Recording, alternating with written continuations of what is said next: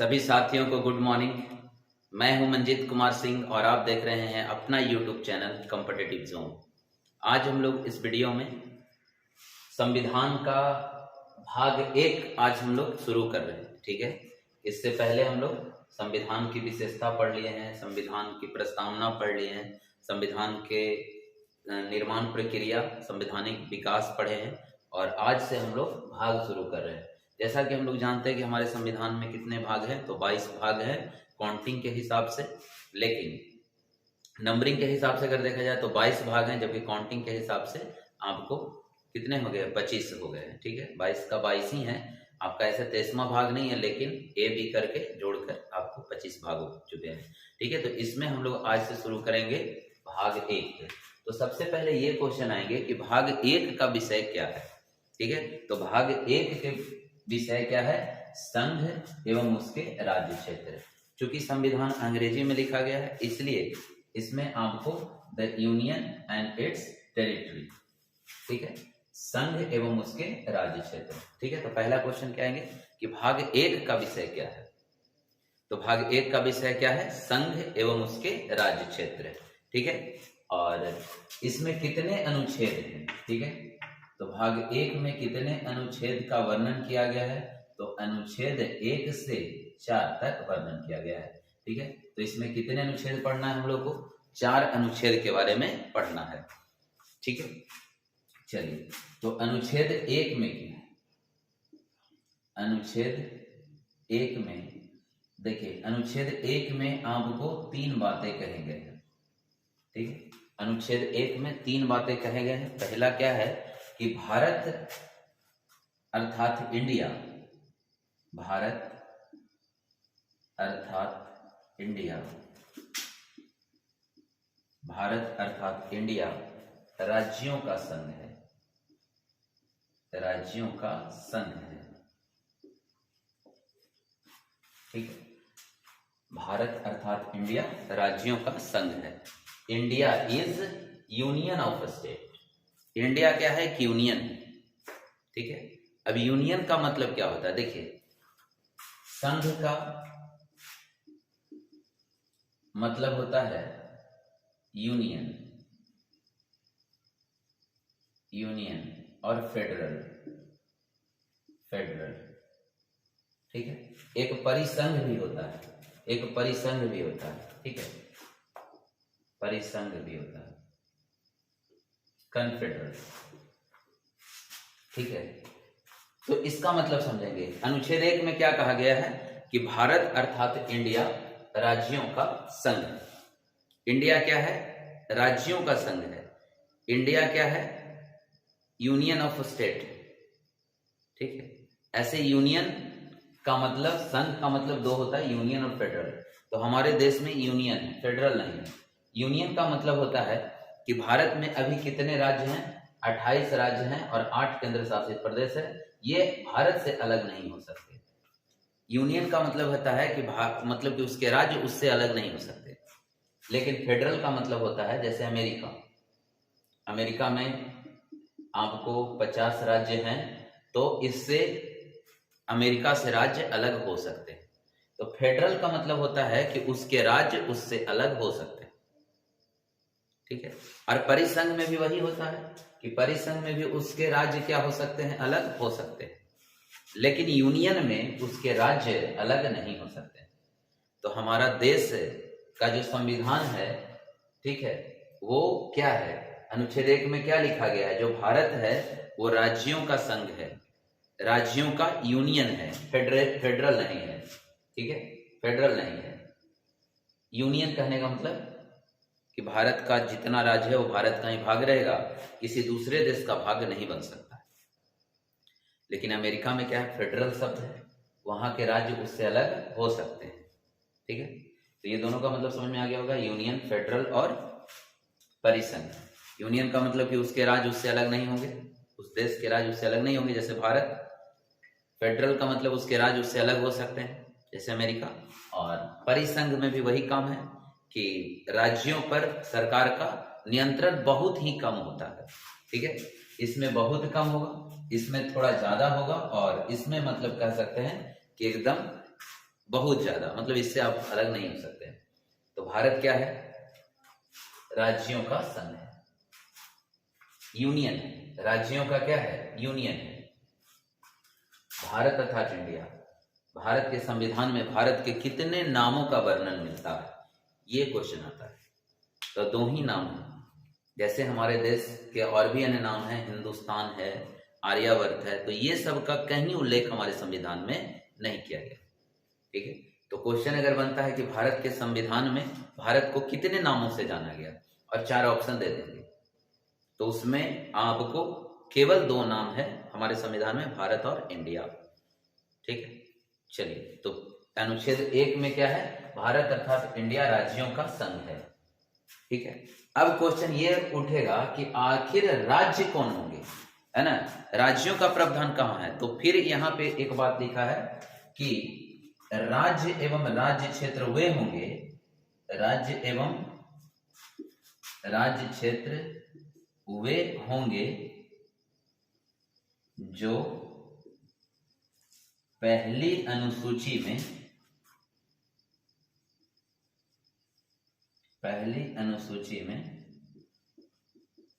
वर्णित होंगे, है ना? राज्य कौन होंगे? कह तो दिया कि राज्यों का संघ है, राज्य कौन होंगे? तो राज्य एवं उसके राज्य क्षेत्र वे होंगे जो पहले अनुसूची में वर्णित है। मतलब पहले अनुसूची में भी क्या है? भारत और उसके राज्य क्षेत्र है, यानी संघ और उसके राज्य क्षेत्र है, तो वहां पे जो जो राज्य हैं दिए गए हैं वही जो है हमारे राज्य एवं राज्य क्षेत्र होंगे। ठीक है, और तीसरे बात में है कि आखिर क्षेत्र कौन होंगे, राज्यों का क्षेत्र कौन कौन हो सकते हैं? तो इसमें है कि एक क्षेत्र होंगे, क्षेत्र कौन कौन होंगे? तो राज्य होंगे, यूटी होंगे और अर्जित क्षेत्र होंगे। ठीक है, राज्य एवं राज्य क्षेत्र के अंतर्गत क्या आएंगे, ये क्वेश्चन बनेगा। तो बनेगा राज्य जो अभी फिलहाल में कितना है 28, यूटी केंद्र शासित प्रदेश जो अभी कितना है 8, और अर्जित क्षेत्र अभी भारत का एक भी नहीं है। अर्जित क्षेत्र मतलब हम किसी भी देश से अगर मान लेते हैं कि कोई हिस्से को जीत लेते हैं, जबरदस्ती कब्जा कर लेते हैं, तो हमारा अधिकार हो जाएगा उस पर। तो हमारे संविधान में पहले से हमारे संविधान निर्माताओं ने इसके लिए जगह है, सुनिश्चित कर दिया गया है कि भविष्य में अगर कोई देश का जमीन हम जबरदस्ती ले लेते हैं या उसके मर्जी से ले लेते हैं, तो संविधान में वो अर्जित क्षेत्र कहलाएंगे। ठीक है, तो ये भारत अनुच्छेद 1 में इतना बातें आपको याद रखना है। भारत राज्यों का संघ है, India is union of state. ठीक है, और यूनियन में कौन कौन आएंगे, मतलब राज्यों के संघ में कौन कौन आएंगे? तो राज्य एवं राज्य क्षेत्र वे होंगे जो पहली अनुसूची में वर्णित होंगे। और राज्य क्षेत्र के अंतर्गत क्या क्या आएंगे? तो राज्य क्षेत्र के अंतर्गत आएंगे राज्य, केंद्र शासित प्रदेश और अर्जित क्षेत्र। तो राज्य कितने हैं अभी 28, केंद्र शासित प्रदेश कितने हैं 8, और अर्जित क्षेत्र अभी भारत के पास नहीं, भविष्य में हो सकता है। ठीक है, चलिए, तो ये अनुच्छेद 1 हो गया। ठीक है, ये समझ में आ गया, संघ, यूनियन, फेडरल, परिसंघ। तो चलिए, ये बातें हो गई। ठीक है, अनुच्छेद 1 में क्या है, फिर से चलिए एक बार रिकॉल करा देते हैं। तो अनुच्छेद 1 में है भारत अर्थात राज्यों का संघ, Bharat, India is union of state, Bharat राज्यों का संघ है। भारत के संविधान में भारत के 2 नामों का वर्णन है, भारत और इंडिया।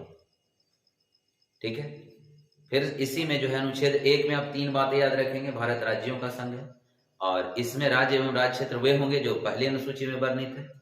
और राज्य क्षेत्र के अंतर्गत कौन को क्या क्या आएंगे? तो राज्य आएंगे जो 28 है, केंद्र शासित प्रदेश यूटी आएंगे 8 हैं, और अर्जित क्षेत्र आएंगे। ठीक है, इतना क्लियर हो गया। अनुच्छेद 2 में, ठीक है, अनुच्छेद 2 में क्या है? तो 1 में हो गया हमारा, अनुच्छेद 2 में क्या है? अनुच्छेद 2 में है कि संसद राष्ट्रपति के सूचना पर नए राज्यों को प्रवेश करा सकती है, नए राज्यों को प्रवेश, है ना, करा सकती है।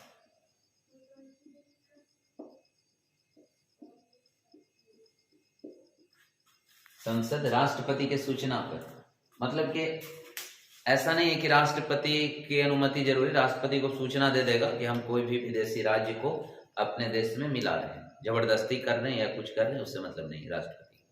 ठीक है, संसद क्वेश्चन आएगा कि नए राज्यों का प्रवेश कितने अनुच्छेद के तहत संसद करा सकती है। नए राज्य कोई भी आप प्रवेश करा सकते हैं, कितने अनुच्छेद के तहत? 2 के तहत। पहला में क्या है, भारत राज्यों का संघ है। फिर इसी में आपको याद रखना है कि आखिर राज्य क्षेत्र कौन होंगे, वे होंगे जो पहले अनुसूची में वर्णित है। ठीक है, अब राज्य क्षेत्र के अंतर्गत क्या क्या रखे गए हैं, तो राज्य हो सकते हैं, यूटी हो सकते हैं और राज्य क्षेत्र हो सकते हैं। ठीक है, दूसरा में नए राज्यों का प्रवेश कौन कराएगी? संसद। इसकी सूचना देकर, राष्ट्रपति को सूचना देकर। ठीक है, जैसे देखिए आप सिक्किम का एग्जांपल आप ले सकते हैं, है ना। सिक्किम हमारा राज्य नहीं था। ठीक है, सिक्किम हमारा राज्य नहीं था। जब 1959 ईस्वी में चाइना तिब्बत पे अधिकार कर लिया था, तो आप ध्यान से आप देखिएगा सिक्किम तो ऊपर ही है, सबसे ऊपर आपका यहाँ पे आपको मिलेगा। अगर इंडिया का मैप देखेंगे, ठीक है, तो इंडिया का मैप में आपको सिक्किम यहाँ पे मिलेगा। ठीक है, तो चाइना ने क्या किया था, तिब्बत पर अधिकार कर लिया था 1959 में। तो ये जो है उस समय ये सिक्किम को संरक्षण दिया था भारत। ठीक है, और एक यहाँ संविधान में नया अनुच्छेद भी जोड़ा गया था 2 का ए, और इसके लिए संविधान में संशोधन भी किया गया था, और ये किया गया था आपको 35वां संविधान संशोधन 1974, ध्यान दीजिएगा। ठीक है, और एक नया अनुच्छेद क्या जोड़ा गया था, 2 के ए के तहत सिक्किम को सह राज्य का दर्जा दिया गया, सह राज्य। ठीक है, सिक्किम को सह राज्य का दर्जा कौन से संविधान संशोधन के तहत दिया गया? 35वां संविधान संशोधन 1974, और फिर बाद में अनुच्छेद 2 के बी जोड़ा गया, और 36वां संविधान संशोधन 1975 के तहत सिक्किम को भारत का 22वां राज्य बनाया गया। ठीक है, तो ये देखिए सिक्किम को क्या कराया गया, प्रवेश कराया गया, नए राज्य का प्रवेश। ये एक अलग देश ही था, आप मान के चलिए। सिक्किम एक अलग देश हुआ करता था, जो 1959 के समय में जब चाइना तिब्बत पर अधिकार कर लिया था, उस समय जो है इसको भारत ने क्या किया था, संरक्षित राज्य बनाया था। पहले संरक्षण दिया था, फिर सह राज्य का दर्जा दिया। ठीक है, कौन से संविधान संशोधन?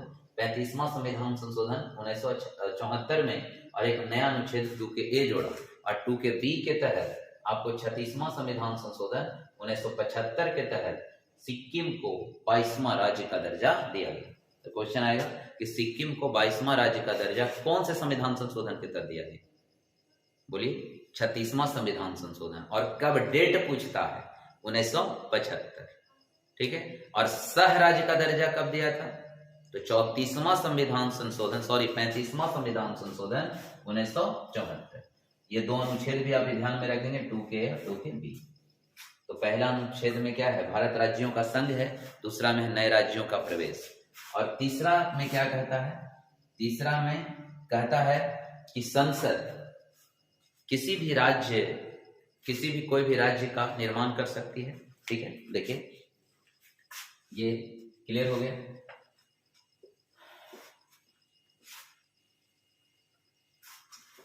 तीसरा में क्या है, अनुच्छेद 3 में क्या है? अनुच्छेद 3, संसद नए राज्यों का निर्माण, ठीक है, सीमा में परिवर्तन,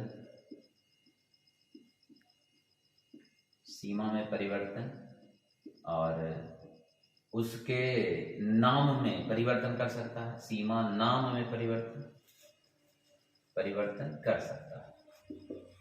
ठीक है, तो तीसरा में है नए राज्यों का निर्माण। अगर क्वेश्चन आए कि नए राज्यों का निर्माण कितने अनुच्छेद के तहत होगा, तो 3 के तहत होगा। ठीक है, कौन करेगा? तो संसद करेगा। ठीक है, लेकिन राष्ट्रपति को यह सूचना देकर, ठीक है, राष्ट्रपति का कोई अधिकार नहीं है ये सब मामले में, सिर्फ सूचना देगा।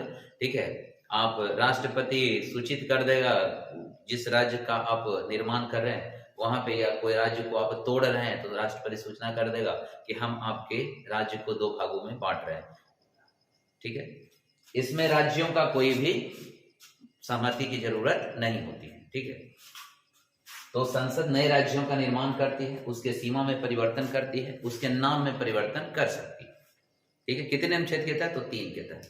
अभी तक हम लोग 3 अनुच्छेद पढ़े। जैसे इसका एग्जाम्पल आप देख सकते हैं कि संसद नए राज्यों का निर्माण, सीमा में परिवर्तन, नाम में परिवर्तन कर सकती है। ठीक है, जैसे अभी जो हमारा देश का जो विभाजन हुआ था 1947 में, उसके बाद राज्य बनाना शुरू हुआ था। उसके बाद जो है 2000 ईस्वी 2000 में 3 नए राज्य बने थे। ठीक है, जैसे 1 नवंबर 2000 को, ठीक है, छत्तीसगढ़ मध्य प्रदेश को तोड़कर क्या बनाया गया? छत्तीसगढ़। इसके बाद 9 नवंबर 2000 को, सब 2000 की घटना है, ये उत्तर प्रदेश से क्या बनाया गया? उत्तराखंड।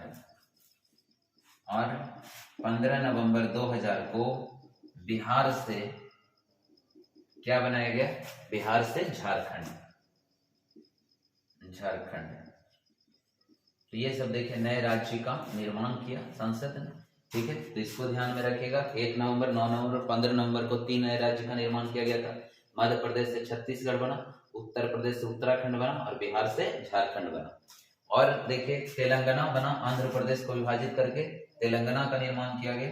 ये किया गया 2 जून 2014 को किया गया तेलंगाना। तो देश का 29वां राज्य कौन था? तो तेलंगाना। और अभी जो है 29वां राज्य जो तेलंगाना बना, इसके बाद जो है जम्मू कश्मीर पहले राज्य हुआ करता था, जिसको विघटित करके 2 केंद्र शासित प्रदेश बनाया गया। और ये कब बनाया गया, ये भी डेट, तो जम्मू एंड कश्मीर को कब बनाया गया? तो 31 अक्टूबर 2019 को जम्मू कश्मीर को विघटित कर जम्मू एंड कश्मीर एंड लद्दाख 2 नए राज्य का निर्माण किया गया। ठीक है, तो इसमें 3 के तहत क्या है? नए राज्यों का निर्माण संसद करेगी राष्ट्रपति के सूचना देकर। ठीक है, और उसके नाम में परिवर्तन कर सकते, उसके सीमा में परिवर्तन, कोई भी राज्य का सीमा में परिवर्तन कर सकती है। ठीक है, उसके नाम में परिवर्तन कर सकते, जैसे उड़ीसा था तो ओडिशा हो गया। ठीक है, तो इस प्रकार से नाम में भी परिवर्तन, पांडिचेरी था तो पुडुचेरी हो गया। तो नाम में परिवर्तन करने का अधिकार किसको है? संसद को। और यह काम कितने अनुच्छेद के तहत करती है? तो अनुच्छेद 3 अभी तक हम लोग पढ़े। ठीक है, और अंतिम अनुच्छेद, चौथा अनुच्छेद पढ़ लेते हैं, इसके बाद हम लोग एक बार इसको रिकॉल कर लेते हैं। ठीक है, तो इसको आप लोग ध्यान में रखेंगे। मध्य प्रदेश से टूटा, छत्तीसगढ़ कब टूटा? 1 नवंबर, 9 नवंबर, 15 नवंबर उत्तराखंड और झारखंड, उत्तर प्रदेश और बिहार से 2000 में। ठीक है, तो छत्तीसगढ़ किससे टूटा? मध्य प्रदेश से। कब? 1 नवंबर। फिर जो है आपको उत्तर प्रदेश से उत्तराखंड टूटा 9 नवंबर को, और बिहार से झारखंड टूटा 15 नवंबर को। ठीक है, चलिए फिर तेलंगाना का गठन कब हुआ? 29वां राज्य 2 जून 2014 को। और जम्मू कश्मीर को 2 केंद्र शासित प्रदेश कब बनाया गया? तो ये बनाया गया 31 अक्टूबर 2019 को। ठीक है, सिक्किम को राज्य का दर्जा कब दिया गया? 1975। कौन से संविधान संशोधन? तो 36वां संविधान संशोधन। सह राज्य का दर्जा कब दिया गया था? तो 1974। कौन से संविधान संशोधन? तो 35वां संविधान संशोधन। ये सब क्वेश्चन आएंगे आप। ठीक है, अच्छा, अब अनुच्छेद 4 में क्या है? अनुच्छेद 4 में कहता है कि अनुच्छेद 2 और 3 में यदि कोई परिवर्तन किया जाता है तो वह 368 संविधान संशोधन के दायरे में नहीं आएगा। अनुच्छेद 368 के दायरे में नहीं आएगा, मतलब ये संविधान संशोधन नहीं माना जाएगा। संविधान संशोधन के लिए क्या होता है कि प्रक्रिया होता है, लोकसभा, राज्यसभा, राष्ट्रपति का सिग्नेचर जरूरी है। लेकिन ऐसा यहाँ पे बाध्यकारी है, राष्ट्रपति का सिग्नेचर की जरूरत नए राज्यों का निर्माण करने या नए राज्यों को प्रवेश कराने में कोई जरूरत नहीं। ठीक है, तो ये 4 में कहता है कि यदि 2 और 3 का उपयोग संसद करेगी तो वह अनुच्छेद 368 के दायरे में नहीं आएगा। ठीक है, इस चीज को ध्यान में रखेंगे।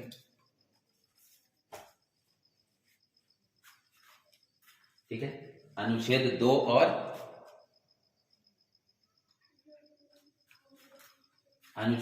और 3 में संसद कोई परिवर्तन करती है तो वह संविधान संशोधन 368 के अंतर्गत नहीं माना जाएगा। ठीक है, ये अनुच्छेद कितना में वर्णित है? 4 में। तो संविधान संशोधन नहीं माना जाएगा मतलब क्या कि संविधान संशोधन के लिए राष्ट्रपति का सिग्नेचर चाहिए, तो इसमें राष्ट्रपति का सिग्नेचर जरूरत नहीं। ठीक है, चलिए, तो ये 4 हो गए आपका अनुच्छेद 1, 2, 3, 4। तो इसमें आपको और क्या बातें निकल कर आया कि इसमें देखिए, अगर संशोधन होता है तो कौन कौन से अनुसूची प्रभावित होंगे?